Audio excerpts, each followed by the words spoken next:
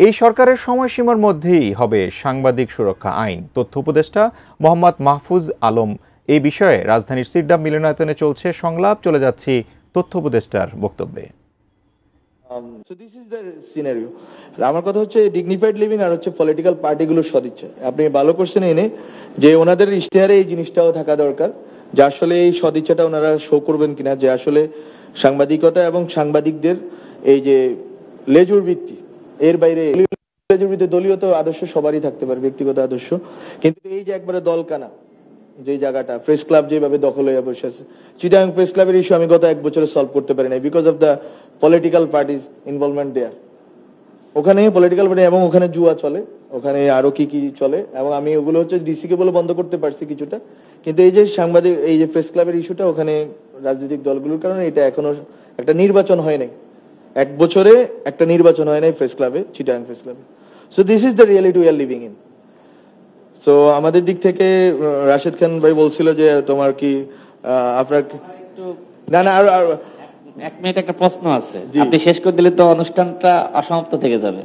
প্রশ্নটা আমি করতে চাই, মানে বিব্রতকর না, খুব ভালো প্রশ্ন। আচ্ছা, আমার অসুবিধা নেই। আচ্ছা, আমিও মাহফুজকে একটা প্রশ্ন করতে চাইছিলাম। তো আমার বড় ভাই কামাল ভাইয়ের সঙ্গে শেয়ার করছিলাম যে প্রশ্নটা মাহফুজকে করবো কিনা, তো উনি বলছে আর পারিয়েন না। তো আমি নিজেকে নিবৃত্ত করেছি, পারলে আপনিও করেন, আপনার স্বাধীনতা আপনি করতে পারেন। আমি করতে চাচ্ছি সেটা।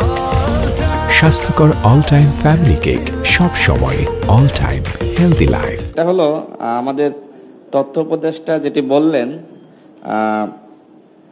মোটামুটি মনে হচ্ছে যে ওনারা যে আসলে যে স্বপ্ন ওনাদের কাছে আমাদের ছিল সেটা তো অনেকটা ফিকে হয়ে গেছে বা বাস্তবায়ন করতে পারেননি।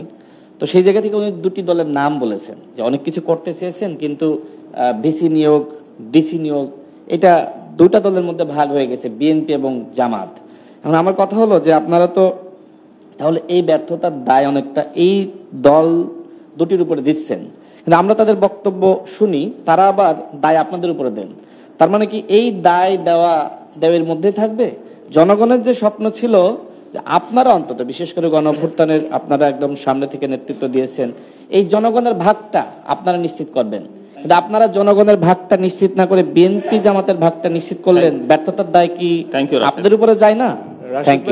এখানে আমি বলি, জনগণের তো একটা হচ্ছে জনগণের প্রতিনিধিত্ব, ওখানে আপনি আসলে জনগণকে রাখতে পারবেন, সব দলকে রাখতে পারবেন, কিন্তু যেটা আপনিও জানেন, আপনিও বুঝেন যে আসলে সাংবাদিকরা 2 ভাগে ভাগ হওয়া, ব্যুরোক্রেসি 2 ভাগে ভাগ হওয়া। এখানে আসলে গণ অধিকার পরিষদের 2 জন সচিব নেই, you know it better than me, বা এনসিপিরও নাই, ঠিক আছে?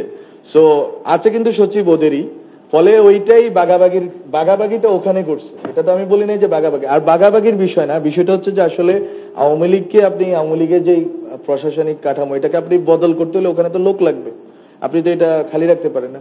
ফলে এটা হয়েছে এরকম যে এটা যে স্পষ্টভাবে যে এই 2 দলে ভাগ হয়েছে এরকম না, আরো অন্যান্য দলের সুবিধা পাইছে, হ্যাঁ, বিভিন্ন মন্ত্রণালয় থেকে। তো যাই হোক, তো বিষয় হচ্ছে যে আমি শেষ করি, আমার জায়গাটা ছিল এরকম যে আমি আমার জায়গা থেকে চেষ্টা করতেছি এবং আমি অনেকগুলো যে আলোচনাগুলো সেগুলো অ্যাড্রেস করার চেষ্টা করলাম। আমরা অন্তত ওয়েজ বোর্ড, সাংবাদিকতা সুরক্ষা আইন এবং গণমাধ্যম কমিশন আমরা এগোতে চাই, এই জায়গাগুলোতে আমরা থাকলাম। আর মিডিয়াগুলো যে কোড অফ কন্ডাক্ট করবে এটা আমরা চাই যে এটা নভেম্বরের ভিতরে বাস্তবায়ন, মানে এটা চলে আসুক সামনে জনগণের সামনে এবং এটা বাস্তবায়িত হওয়া শুরু হোক।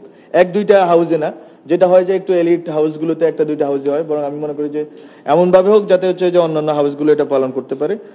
আর বাকি রাজনৈতিক আলোচনা তো হচ্ছে রাজনৈতিক দলগুলোর সদিচ্ছার উপরে এই দেশের ভবিষ্যৎ নির্ভর করতেছে, এবং সংস্কার এবং বিচার সবকিছুই রাজনৈতিক দলগুলোর সদিচ্ছা এবং ঐকমত্যের উপর নির্ভর করে।